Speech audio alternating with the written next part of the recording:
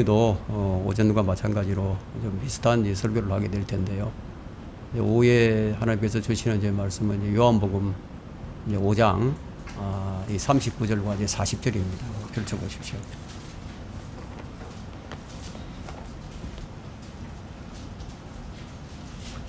우리는 여러 가지 방법으로 이제 주님을 만나는데, 이제 우리는 다 주님을 만난 사람들이죠.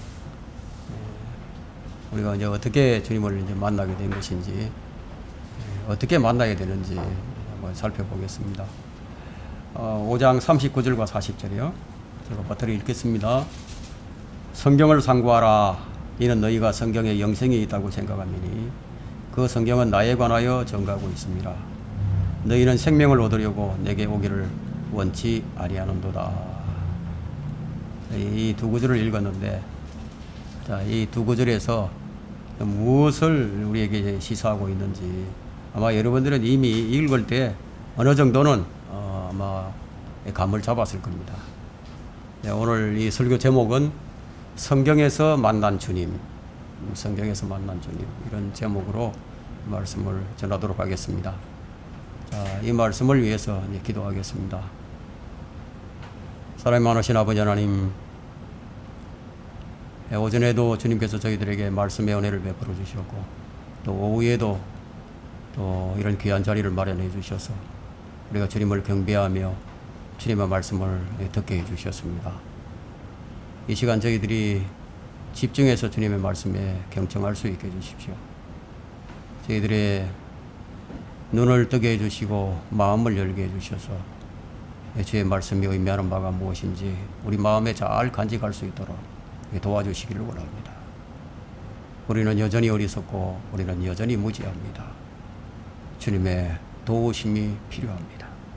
우리가 인생을 살아가는 동안에 가장 중요한 것은 주님을 맞이할 준비를 잘 갖추고 사는 것이라고 우리는 생각을 합니다. 그렇게 하기 위해서 말씀도 듣고 또 공부도 합니다. 또 우리 생활에 잘 적용을 해서 열매도 맺으려고 합니다. 이 모든 일이 주님을 기쁘시게 하는 것이며 이 모든 일이 궁극적으로는 주님을 만날 준비를 갖추는 것이기 때문입니다. 그러나 언젠가 주님이 우리를 부르시면 우리는 그리스도의 심판석 앞에 서서 또 우리가 했던 일들을 가지고 또 판단을 받을 텐데, 그때 우리는 칭찬과 존귀와 영광을 얻는 성도들이 되어야 합니다. 우리 생명침례교회에 속해 있는 모든 성도들은 칭찬과 존귀와 영광을 얻을 수 있는 그런 성도들이 되기를 원하고 있습니다. 특별히 여기 모여 있는 이 무리들은 성별된 무리들입니다. 주님을 첫째로 사랑합니다. 주님을 위해서라면 무엇이든지 아낌없이 전부를 내어드리는 사람들입니다. 주님 더 귀히 여겨주시고 또 이 시간 우리가 예배를 드리는 가운데 성령 안에서 아름다운 교제가 있게 해주시고 영적 교감을 이룰 수 있도록 해주시며 이 예배를 통해서 주님께 기쁨이 되고 또 영광이 되며 우리 모두에게 큰 유익이 되는, 큰 은혜가 되는 그런 소중한 계기로 삼을 수 있게 해주시기 원합니다. 부족한 종을 주님 손에 의탁합니다. 주 예수 그리스도 이름으로 기도했습니다. 아멘. 우리가 방금 읽은 이 두 구절, 이 말씀을 조금만 관심을 갖고 살펴본다면은 사람들이 얼마나 모순된 생각을 갖고 있는지 알 수 있을 뿐만 아니라 또 사람들이 얼마나 위선적인 삶을 사는지도 알 수가 있습니다. 왜냐하면 유대인들은 지금 성경에 영생이 있다고 생각을 하는데, 그렇게까지는 그까지는 생각을 하는데 그 생명을 얻으려고 주님께로 나오지 않는 것이 참 모순이죠. 말하자면 성경을 읽고 또 성경을 공부를 하는데 잘못 알고 잘못 믿고 있는 거예요. 그들은 성경이 영생이 있다고는 생각했는데 그 성경이 예수 그리스도에 관해서 증거하고 있다는 사실은 몰랐어요.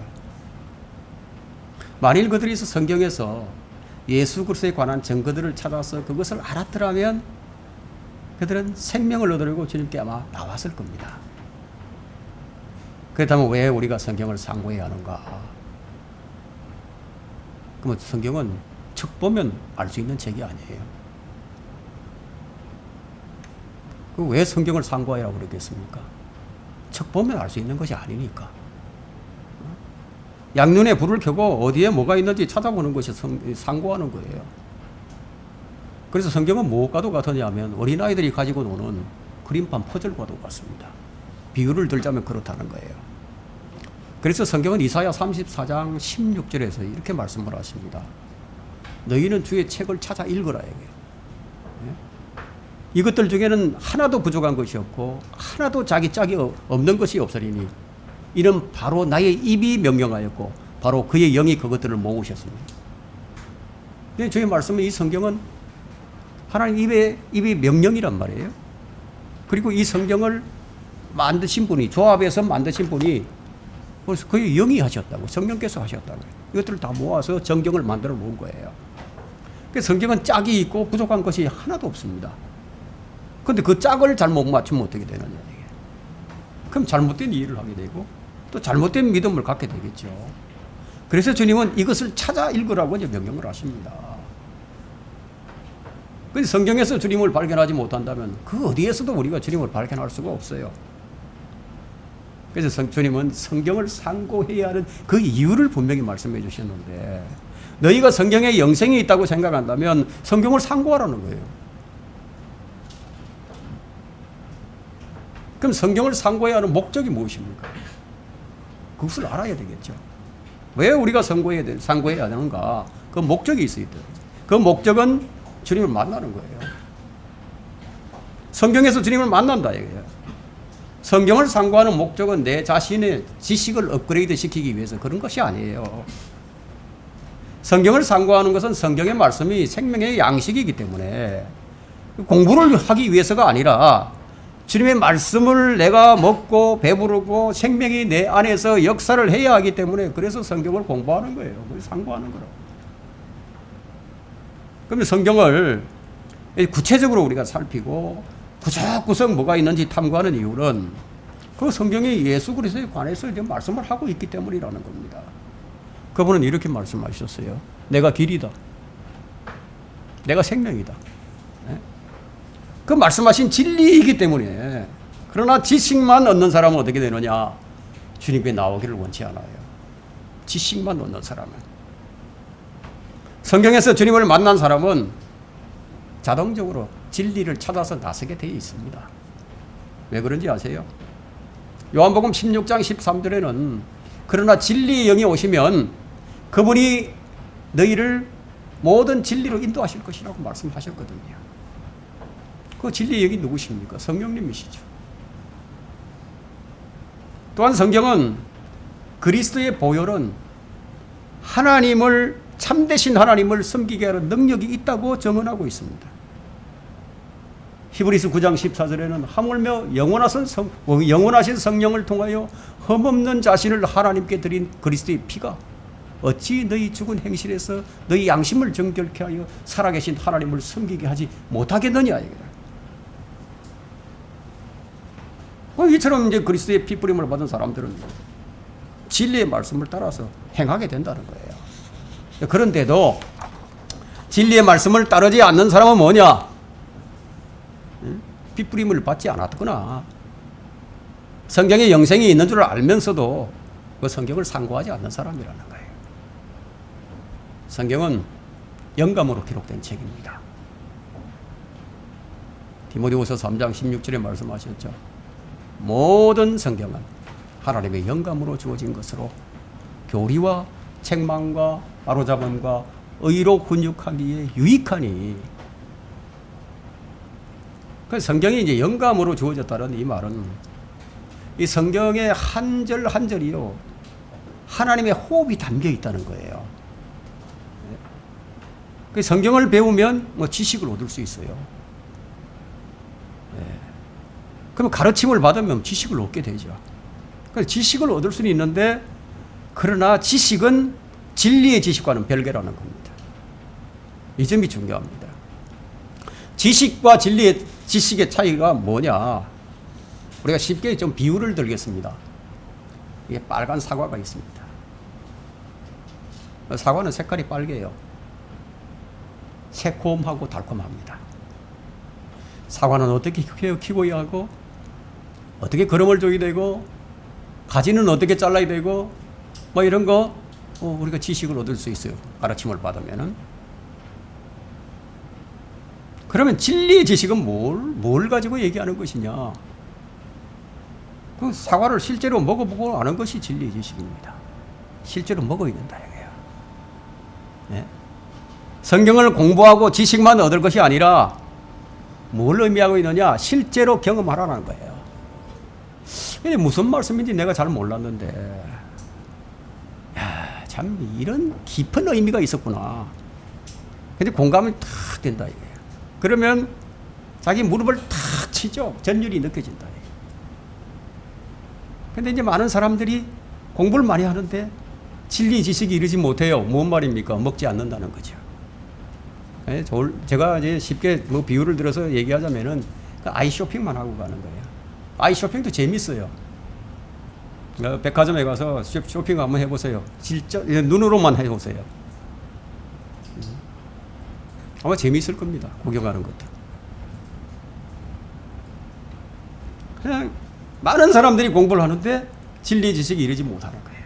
그냥 공부만 합니다. 왜? 그거 자기 좋으니까. 그냥 자기 좋을 대로 한다. 이게. 그러다가 자기 마음에 드는 대로 판단을 하고 그냥 그렇게 실행을 합니다. 이것이 바로 이 시대의 특징입니다. 이 성경은 이 마지막 날들이 어떻게 될 것인지 미리 예언을 해 두셨죠. 또 이것을 알라. 마지막 날들에 아주 어려운 때가 오리라. 실제 우리가 이제 어려운 때가 와 있거든요. 우리가 지금 사는 세상은 아주 어려운 때입니다. 사람들이 자기를 사랑하고 돈을 사랑하고 자긍하고 교만하며 쭉 나가죠. 그러면서 5절에 가서는 경건의 모양은 있으나 경건의 능력은 부인하리니 이런 데서 돌아서라. 디모데후서 3장 1절로부터 5절에 있는 말씀인데, 그 교회가 진리를 가르친다죠 하죠. 진리를 가르친다고 합니다. 근데 진리를 가르친다고는 하나 진리의 지식을 얻지 못하고 그냥 공부만 한다. 그래서 교회가 어떻게 바뀌었는지 아세요? 공부만 맨날 하다 보니까, 배우다 보니까 이제 학교가 되어버렸습니다.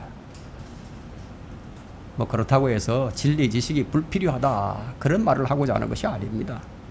지식은 반드시 필요합니다. 그러나 그 지식이 살아있는 지식이 되어야 한다는 거예요. 그럼 살아있는 지식이 뭐냐? 무엇이 살아있는 지식입니까? 성경에서 예수 그리스도를 만나서 그분을 얼마나 알고 그분을 경험하고 그 주님으로 인해서 얼마나 내가 성경적으로 살아가느냐 이것이라는 거예요. 주님이 빛이시라는 것은 아는데, 주님이 생명이라는 것도 아는데, 주님이 생명의 말씀이라는 것도 아는데 그 빛이신 주님을 비추지 못하고 있다면은 그 지식은 진리의 지식을 아는 게 아니에요. 그런 지식은 다른 사람을 넘어지게 만듭니다. 주님은 생명이요 진리입니다. 능력이라는 것을 성경에서 공부를 하는데요.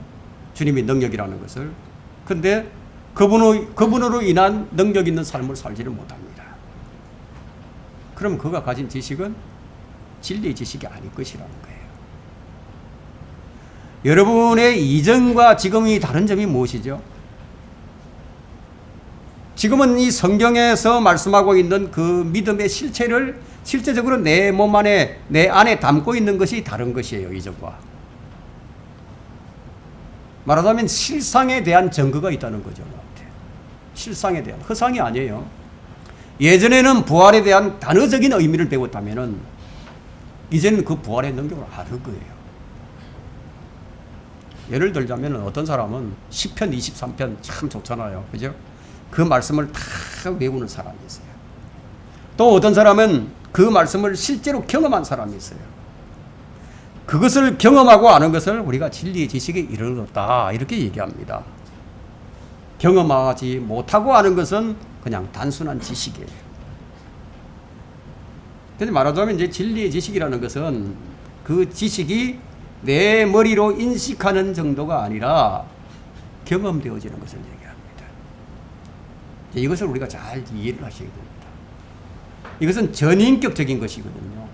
그래서 성경에서 만나는 주님은 어떻게 만나야 되느냐? 전인격적으로 만나야 한다는 겁니다.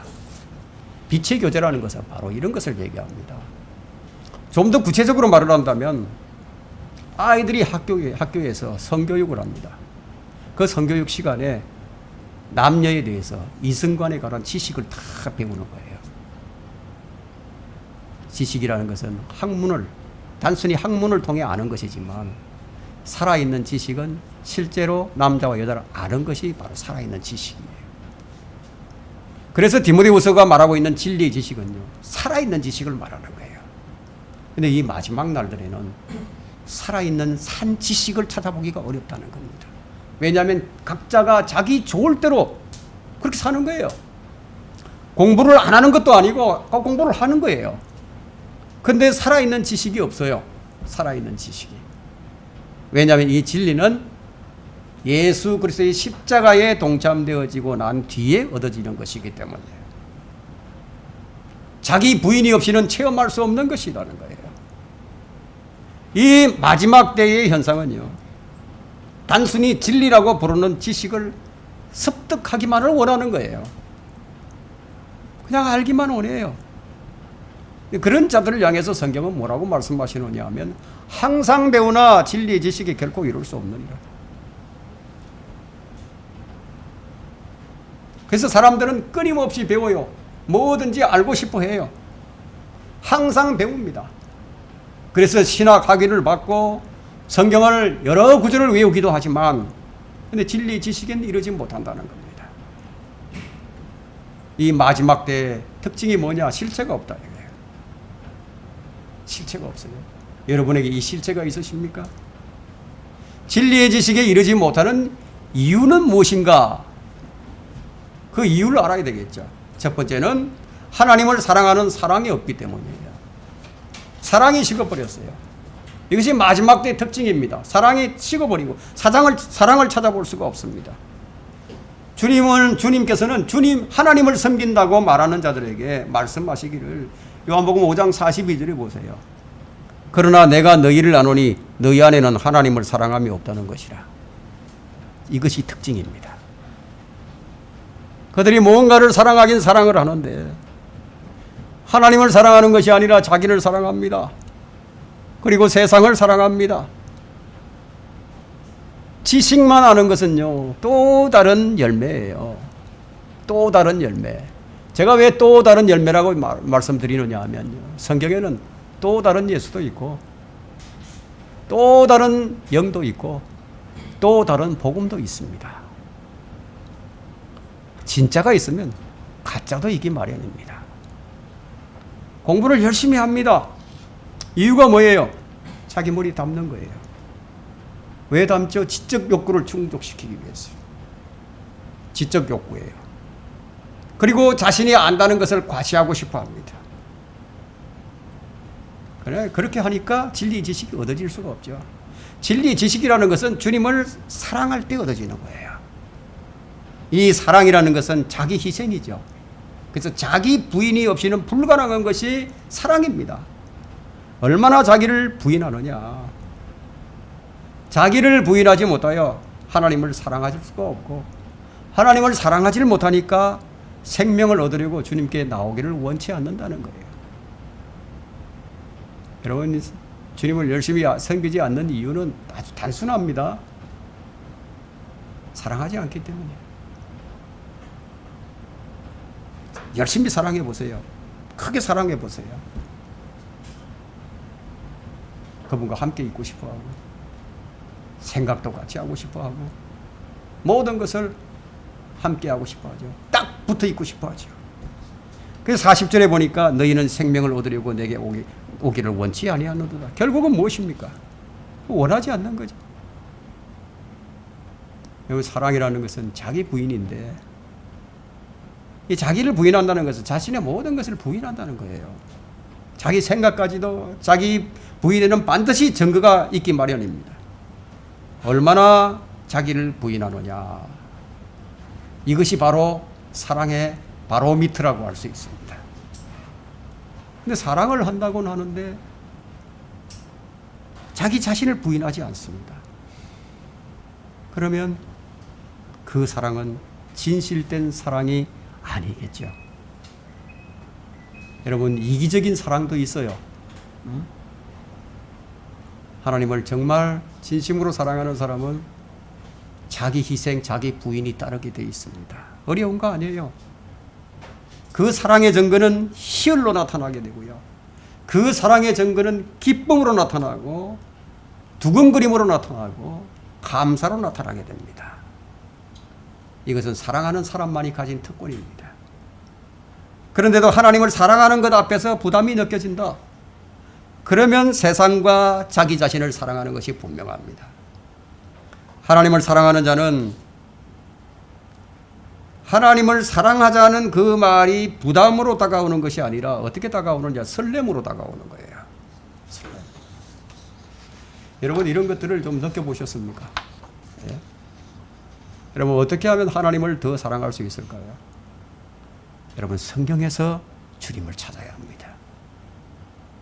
왜냐하면 그 성경이 나에 관하여 말하고 있기 때문이라고 말씀하셨기 때문에. 성경 지식은 많이 아는데 하나님을 사랑하지 않고 있기 때문에 진리의 참다운 실체를 경험할 수가 없어요. 그 실체를 못 느끼는 것은 그 실체가 실상이 아닌 허상으로 들어와 있기 때문인 거예요. 그것은 자신을 소중하게 여기고 세상을 따라가고 있다는 증거입니다. 그래서 그 실체를 느끼지 못하는 거예요. 우리는 어디에서 주님을 만날 수 있는가? 성경에서 주님을 만나야 합니다. 저는 성경에서 만났습니다. 저는 마태복음 27장에서 주님을 만났습니다. 여러분들도 어딘가에서 만났을 텐데요.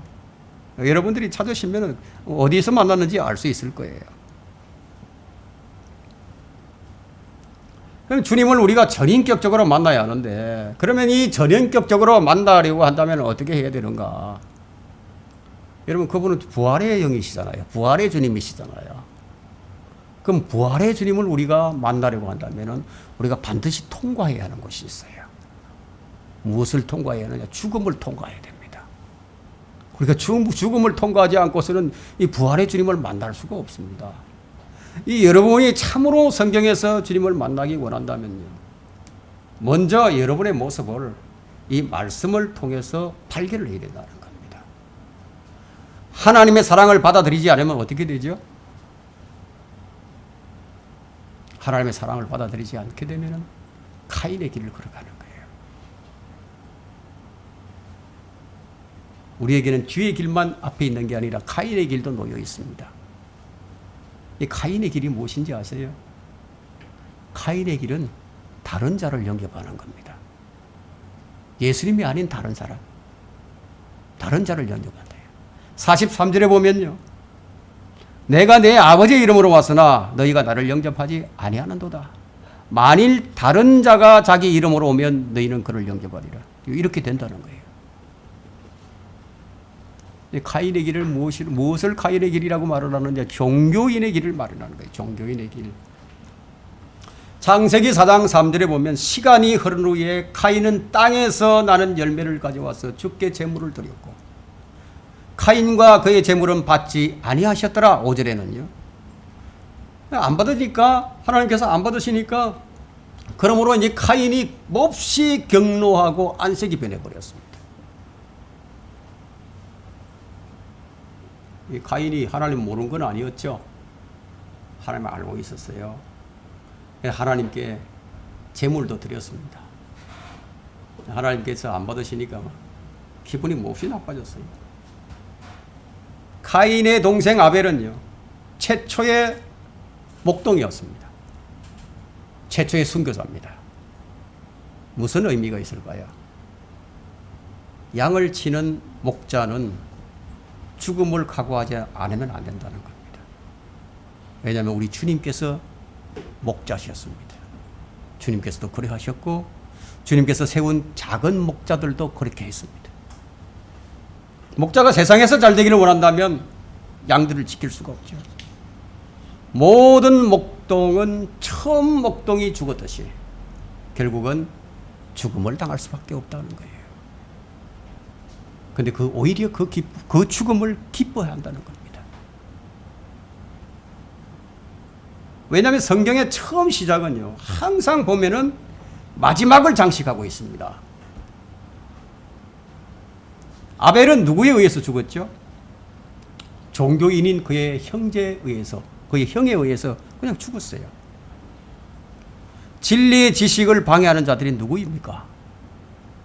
종교인들이에요. 그럼 왜 방해를 하죠? 하나님의 사랑을 받아들이지 않았기 때문입니다. 그래서 형제가 형제를 죽이는 거예요. 그런데 형제가 형제를 죽이는데 참된 형제라고 얘기할 수 있겠어요? 아벨과 카인은 둘 다 아담의 아들이에요. 둘 다 아담으로부터 하나님을 섬기는 법을 배웠을 겁니다. 그렇지 않다면 아벨이 어떻게 하나님을 섬기는 법을 알았겠습니까? 그냥 뭐 우연한 일인가요? 인간은 본질상 하나님을 찾지 않아요. 하나님께서 우리를 먼저 사랑하셨고 하나님께서 먼저 우리를 찾아주셨습니다. 그래서 주님께서 죄를 지은 아담을 먼저 찾으셨고 주님께서 죄를 지은 자기 백성들을 먼저 찾으셨다는 거예요. 주님께서 자기 동생을 죽인 카인도 주님께서 먼저 찾아오셨어요. 사람들은 하나님을 알지 못하기에 하나님께서는 사람들이 어리석게 여기는 복음 전파로 지금 이 시대에도 죄인들을 찾아가십니다. 우리를 향한 하나님의 사랑이 나타났으니 곧 하나님께서 그의 독생자를 세상에 보내신 것은 우리로 그를 통하여 살게 하려 합니다. 여기에 사랑이 있으니 우리가 하나님을 사랑한 것이 아니요 그분이 우리를 사랑하시고 그의 아들을 우리의 죄들을 위하여 화목제물로 보내신 것이라. 요한일서 4장 9절과 10절이죠. 하나님은 사랑이신데 하나님을 사랑함이 없다. 그러면 그 사람은 하나님을 알지 못하는 자라고 요한일서 4장 8절에 말씀하고 있습니다.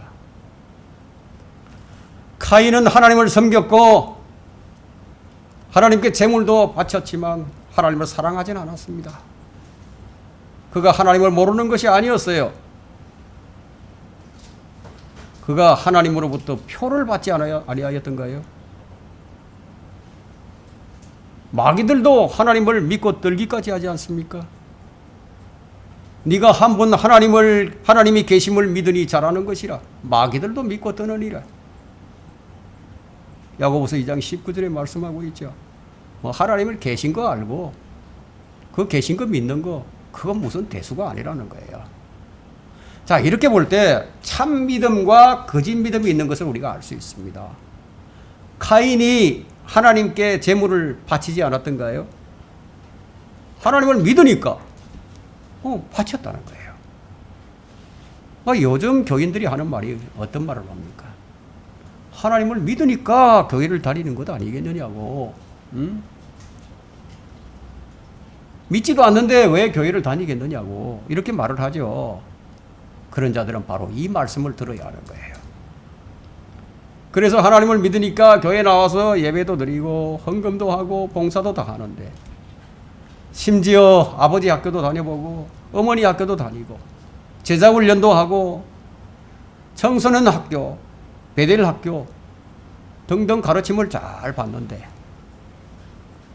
근데 자기 길을 버리지 않아요. 그냥 카인의 길을 계속 가는 거예요. 열심히 하나님을 섬겨요. 종교인들입니다. 자기의 일을 붙들고 사는 사람들이에요. 그런 사람들이 겉으로 보기에는 형제로 보일지는 모르지만 근데 그런 사람들은 하나님의 말씀에 순종하지 않아요. 겉으로 잘 드러나지 않아요. 어떤 문제에 딱 봉착하게 되면 그때 드러납니다. 여러분이 속지 말아야 할 것은요, 이 부분적인 순종은요, 순종이 아니라는 겁니다. 그런 종교인에 의해서 우리 믿음의 선진들이 다 죽임을 당한 거예요. 이것이 역사입니다.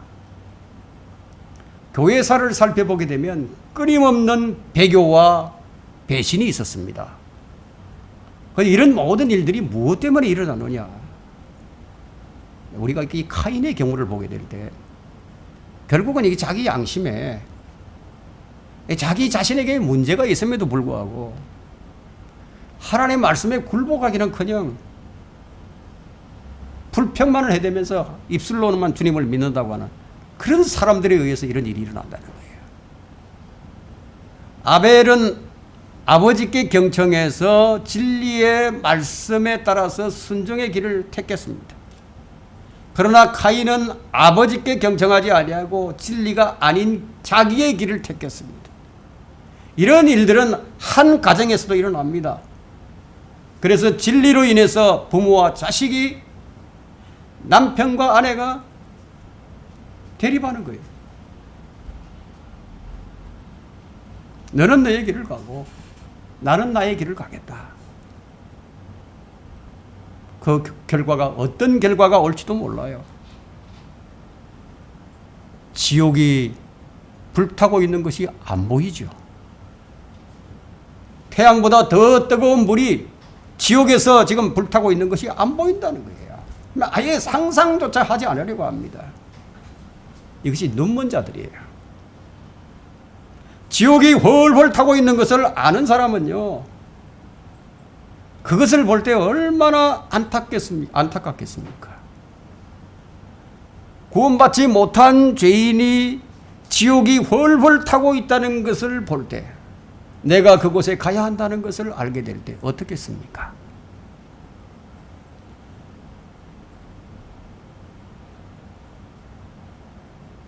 그냥 있을 수 없어요. 그때서야 주님을 찾는 거예요. 자기 모습을 보는 겁니다. 자기가 한 일들이 어떤 일인지도 알지 못하고 자기가 가야 할 길을 알지 못하니까 하나님께서 하신 일들과 하나님께서 하실 일들을 보지 못한다는 거예요. 이것이 카인의 길을 걷고 있는 자들입니다. 이런 자들은 성경에서 주님을 찾으려고 하지 않습니다. 근데 카인의 길을 걷는 자들, 이 종교인들을 볼 때 그 공통점이 있는데, 이 다른 사람들이 볼 때 얼마나 열심을 내는지 몰라요. 얼마나 많은 땀을 흘리며 일을 하고 있는지, 교회 일도 혼자서 다 도맡아서 하려고 하죠. 얼마나 신실하게 보이는지. 사람들에게 칭찬받을 만한 일이 아닙니까? 그런 일들은. 그러나 카인은 구원받지 못했다는 것을 명심해야 합니다. 참된 진리를 증거하는 가족을 외면해버리는 진리의 눈먼 자들이 얼마나 많이 있습니까?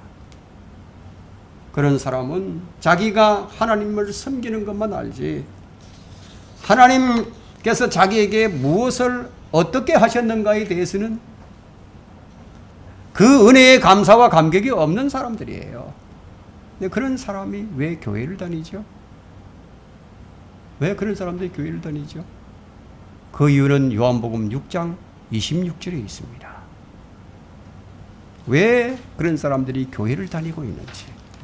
요한복음 6장 26절에 예수께서 그들에게 대답하여 말씀하시기를, 진실로 진실로 내가 너희에게 말하노니 너희가 나를 찾는 것은 기적들을 보았기 때문이 아니라 빵을 먹고 배부른 까닭이라. 잘되기 위해서 나오는 자들입니다. 자기의 배를 채우기 위해서 나오는 거예요. 이런 사람들은 결정적인 순간이 오면요, 달면 삼키고 써면 뱉어버리는 사람들입니다. 왜 사람들이 진리를 견디지 못합니까? 진리를 견디기가 너무 힘들거든요. 진리를 따르지 않는 이유는 간단합니다. 여러분 38절을 한번 보세요. 5장 38절이에요. 또 너희 안에는 말씀이 거하지 아니하나니 이는 그분이 보내신 이를 너희가 믿지 않기 때문이라. 그들 안에 말씀이 안 계신다는 거예요. 그들이 말씀이 그들 안에 없어요. 그런데 자신들은 자기 안에 말씀이 거하는 줄로 알아요. 실제로 그런 자들은 성경에서 주님을 만나지 못하였습니다. 주님은 그런 자들을 향하여 또 뭐라고 말씀하셨는가 하면 37절을 보세요. 그리하여 나를 보내신 아버지께서 친히 나에 관하여 전가하셨느니라. 자, 여기 보면요, 너희는 그분의 음성을 들은 적도 없고 또한 그분의 모습도 보지 못하였느니라.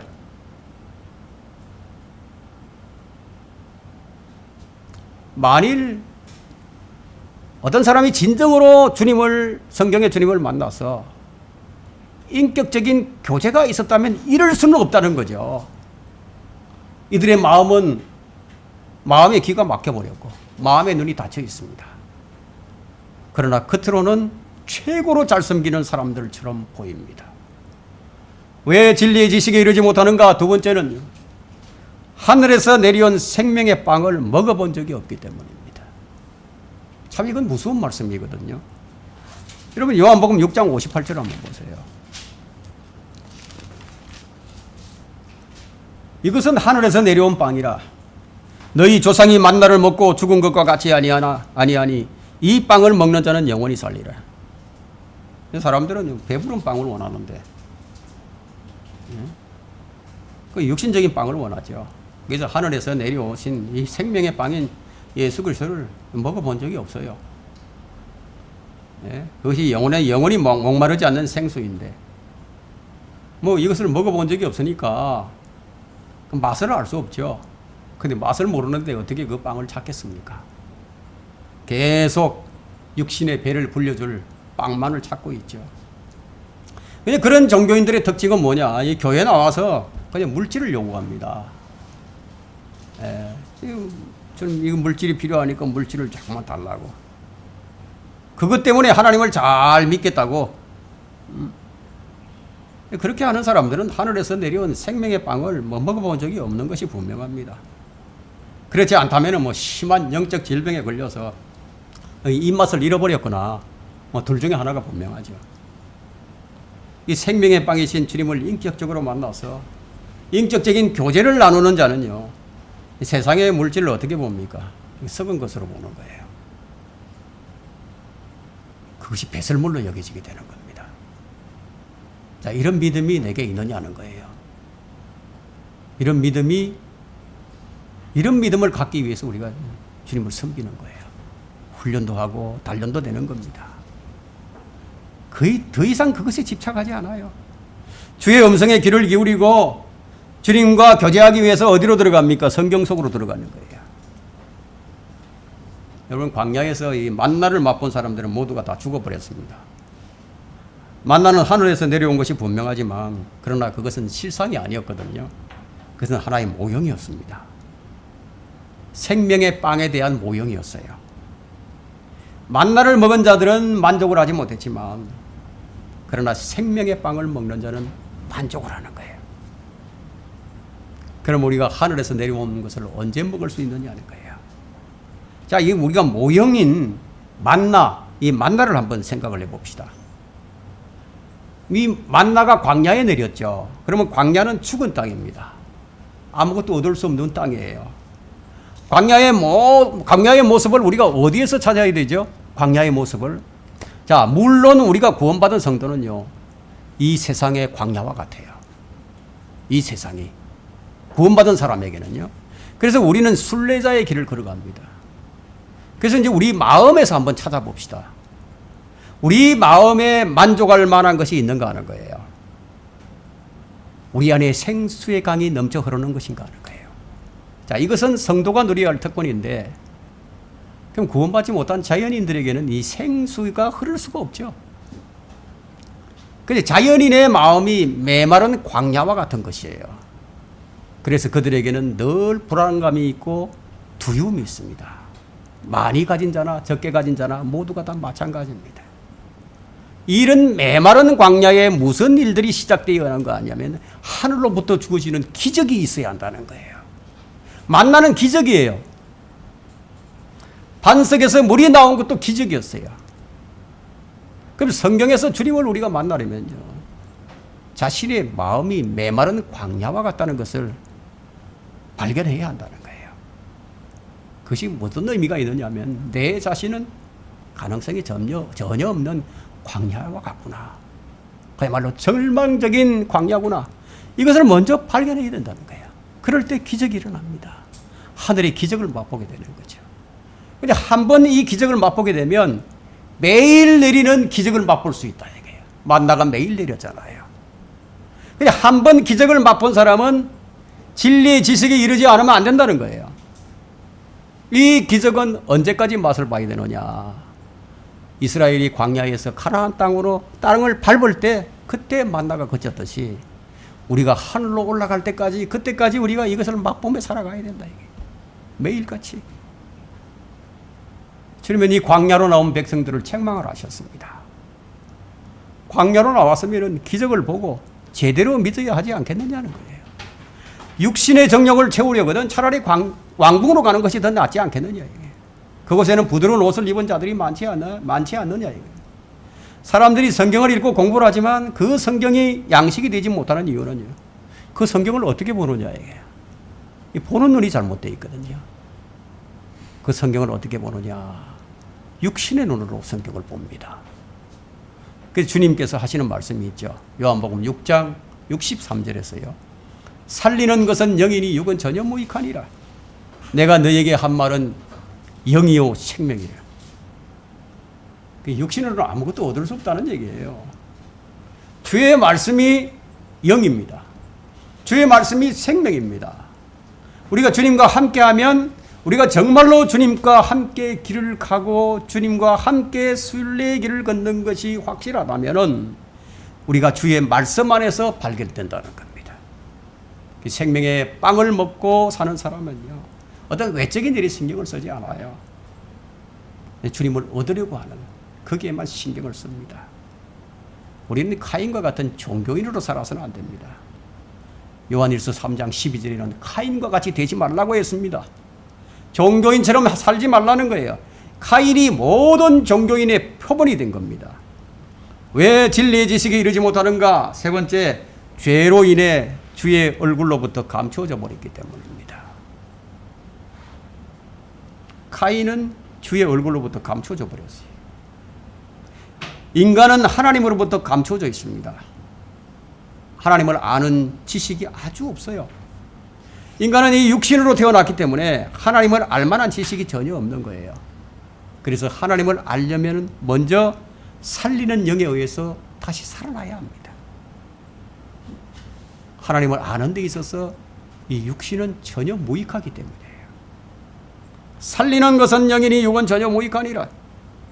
주님을 인격적으로 만나야 하는데, 근데 주님 대신에 사탄을 인격적으로 만나는 사람들이 있습니다.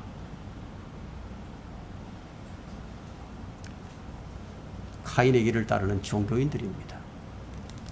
카인의 길을 따르는 사람의 특징은요, 그냥 육신을 위해서 사는 거예요. 성경을 지식적으로 안다고 해서, 그렇다고 해서 주의 얼굴을 마주 대하고 있는 거 아닙니다. 여기에 함정이 있어요. 지식을 좀 알게 되면은요, 자신이 아주 많이 아는 것처럼 다른 사람들 위에 선생이 되고자 하는 거예요. 그냥 가르치려고 하는 거예요. 아니 그것도 모르냐고. 당신이 교회를 얼마나 다녔는데 신학도 하고 그런 사람이 아니 그것도 모르냐고. 교만해집니다. 자신이 마치 주의 얼굴을 대하고 있는 것처럼. 여러분, 주의 얼굴을 마주하고 있다는 것은 주의 은총 안에 사는 것을 얘기합니다. 주의 특별한 은혜로 사는 거예요. 자기 힘으로 사는 걸 말하는 것이 아니에요. 주의 얼굴은요, 자비를 찾습니다. 자비를 베푸시는 거예요. 노아가 하나님의 눈에 은혜를 얻었습니다. 주의 얼굴을 마주 대하고 사는 사람은 주의 은혜를 알아요. 그 주의 은혜를 아는 자만이 진리 안에 있을 수가 있고 진리 안에 있는 자가 열매를 맺을 수 있다고 골로새서 1장 6절에 말씀하십니다. 주의 은혜를 아는 자는 두려워할 줄 몰라요. 두려워하지 않아요. 항상 만족합니다. 찬송의 의미를 알아요. 그냥 찬송을 불러도 그냥 부르지 않아요. 그 의미를 아는 거예요. 여러분, 이 주의 얼굴로부터 감춰져 버린 이 카인이 어떤 길을 가야 했는지 아십니까? 도피자와 유랑자의 신세였습니다. 순례자의 길과는 달라요. 베드로는 순례자의 길을 걷는 우리에게 어떻게 하라고 했습니까? 베드로전서 2장 11절에서 말하기를 사랑하는 자들아 타국인 같고 순례자 같은 너희에게 권고하노니 혼을 거슬러 싸우는 육신의 정욕을 멀리하라. 혼을 거슬른다. 혼을 거슬러. 육신의 정욕. 그럼 우리가 순례자인 것을 어떻게 알죠? 육신의 정욕을 멀리하고 있다면요. 육신의 정욕을 멀리하고 있다면 그게 순례자예요. 이 말씀의 의미는 순례자가 아니면 늘 육신을 따라서 산다는 겁니다. 육신의 일들을 생각하고 늘 육신을 위해서 살아갑니다. 술 취함이나 방탕함이나 간음이나 음행이나 음욕, 우상숭배, 마술, 원수매tum, 다툼, 질투, 분노, 투쟁, 분열, 이단, 시기와 살인 이런 것들만을 말하는 것이 아니에요. 자신의 육신을 위해서 사는 모든 것들을 다 포함합니다. 사람들은 주로 생각이 어떠냐 하면 아유 지옥이 어디 있느냐고, 내세가 어디 있느냐, 지금 우리가 살고 있는 이 현세가 중요하지, 이 땅에서 잘 살아야지 이렇게 산다는 거예요. 그런데 사람의 본질은요, 육신의 정욕으로 하나 되는 사람과 사귀고 거기서 기쁨을 얻고 삽니다. 주님은 왜 순례의 길을 사셨는가? 그분은 순례자의 삶을 사신 증거들이 수없이 많이 있습니다. 주님은 머리 둘 곳이 없었습니다. 주님은 우리를 위해서 사셨고요, 우리를 구원하시려고 물과 피를 십자가에 다 쏟으셨습니다. 그분은 순례자의 길을 마치시고 아버지께로 가셨어요. 그분은 참으로 순례자이셨습니다. 여러분은 어떤 삶을 살고 있습니까? 순례자의 삶을 산다면은 순례자의 삶을 입증을 하라는 거예요. 그냥 성경에 혼을 거슬러 싸우는 육신의 정욕들을 멀리하라 이 말씀이 있으니까, 이 말씀이 성경에 기록이 되어 있으니까 그렇게만 인정하지 말고 실제적인 순례자인가, 그렇다면 그 위치가 지금 어디인가, 그것이 중요하다는 거예요. 이렇게 하려면 진리의 지식에 이르지 않으면 안 된다는 겁니다. 사람이란 먹고 살아야 성장을 합니다. 먹어야 성장하는 거예요. 진리를 먹지 않고 어떻게 우리가 살겠습니까? 여러분은 지금 고사 상태 직전에 있지 않는 상태인지 한번 확인을 해야 한다는 겁니다. 지금 많은 그리스도인들이 영적 고사 상태에 있거나 심한 지금 영적 질병을 앓고 삽니다. 어떻게 고쳐야 하는가? 간단해요. 요한일서 1장 9절에는 우리가 우리의 죄들을 자백하면 그는 신실하시고 어려우셔서 우리의 죄들을 용서하시며 모든 불의에서 우리를 깨끗하게 하시느니라. 이 말씀을 다 알죠. 그런데 이 말씀을 가볍게 여긴다는 거예요. 주의 말씀을 생명의 양식으로 먹는 사람과 그냥 지식으로 얻는 사람의 차이는 어떻게 나타나느냐. 생명의 양식으로 먹는 사람은 육신의 정욕과는 멀리 떨어져서 이 순례자의 길을 가게 됩니다. 하지만 그냥 지식으로 얻는 사람들은요, 계속해서 같은 죄를 반복하는 것으로 나타나게 됩니다. 그래서 요한일서 1장 9절에 말씀을 가볍게 여기지 않는 사람은 누가복음 18장 13절의 말씀과 같이 하는데요, 누가복음 18장 13절 한번 펼쳐보십시오.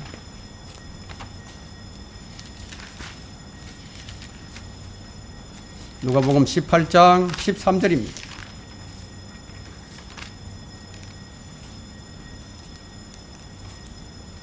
그런데 그 세리는 멀리 떨어져 서서 차마 눈을 들어 하늘을 우러러보지도 못하고 가슴을 치며 말하기를 하나님이여 죄인인 저에게 자비를 베푸소서라고 하더라.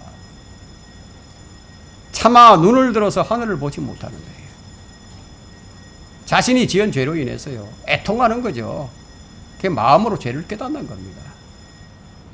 자신이 육신의 정욕으로 살았던 나날들을요, 가볍게 여기지 않아요.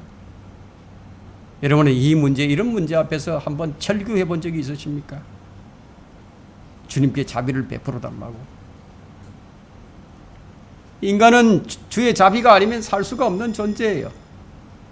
이것이 세리가 주님께 기도한 진실된 마음이라는 거예요. 이렇게 알고 실행하는 자는 진리를 아는 사람입니다. 진리를 아는 사람이 바르게 행하게 됩니다. 바르게 행하게 되면 하나님께 받아들여지게 됩니다. 네가 바르게 행하면 받아들여지지 않겠느냐? 네가 바르게 행하지 아니하면 죄가 문 앞에 엎드려지느니라. 죄의 욕망이 네게 있으니 너는 죄를 다스릴지니라 하시니라. 창세기 4장 7절에 카인에게 하신 말씀이에요. 결론은 바르게 행하는 것이 무엇인가?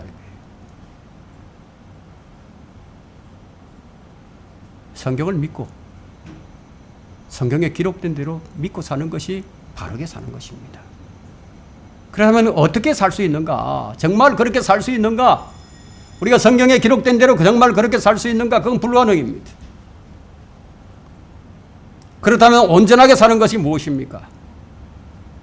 우리가 바르게 행한다. 이 말은요, 주 예수 그리스도를 의지하는 거예요. 유일하게 바르게 행하신 분이 주님 한 분밖에 안 계십니다. 근데 우리는 이 바르게 행할 수 없는 존재라는 것을 우리가 주님 앞에서 인정을 해야 됩니다. 이것을 성경에서 찾아야 되는 거예요. 우리 성경에서 내 자신을 발견해야 됩니다. 이거 발견하지 못하면요, 믿음의 진전이 없어요. 바르게 행하는 것이 뭐냐 이거예요.